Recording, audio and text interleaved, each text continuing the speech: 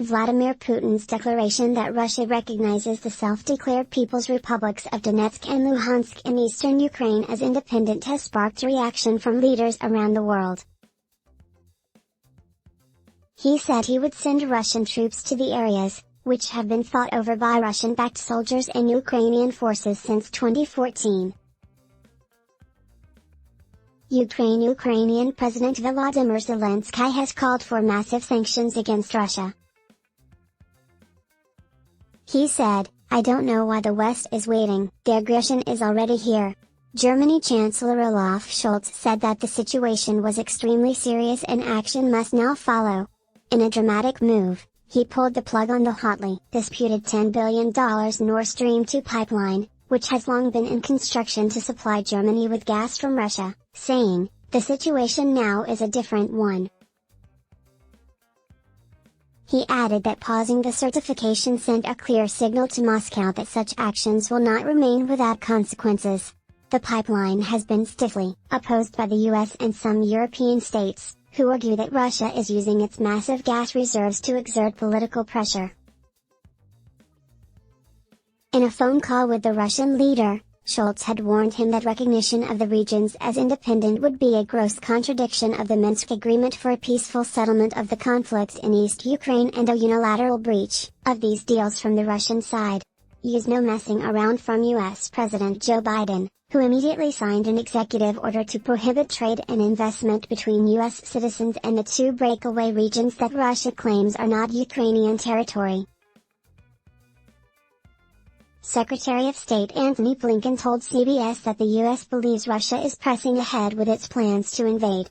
UK Boris Johnson chaired an emergency Cobra meeting on Tuesday morning in response to Putin's declaration. He said he would swiftly unveil the first sanctions against Russia and warned of more Russian irrational behavior to come. Paris followed suit and condemned Putin's move, calling for sanctions. A statement published by the French presidency read, "The president condemns the decision." He is demanding an emergency meeting of the UN Security Council as well as the adoption of targeted European sanctions.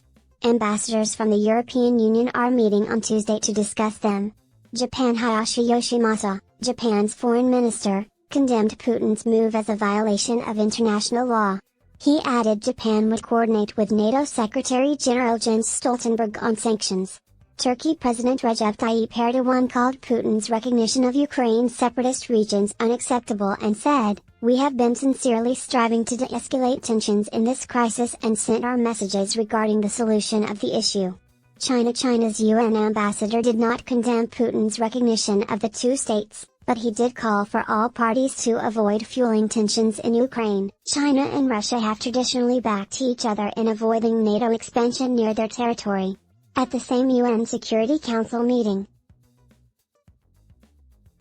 the Kenyan ambassador Martin Kimani gave an impassioned speech about what the Kremlin's move meant in a post-colonial world. And how has Putin responded? Russian stock markets have plunged in response to Putin's announcement. His immediate response seems to have been to calm nervous investors and kick back against sanctions. This morning, Putin gave a statement to the gas-exporting countries forum saying, Russia intends to continue uninterrupted supplies of this raw material, including LNG, liquefied natural gas, to world markets.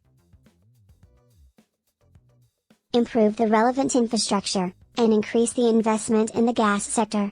He added, "We are convinced that it is in the interests of the world community to ensure that the energy transition does not turn into a means of advancing the political and economic interests of individual players and, moreover, is not accompanied by sanctions or other restrictions." Adblock test, why?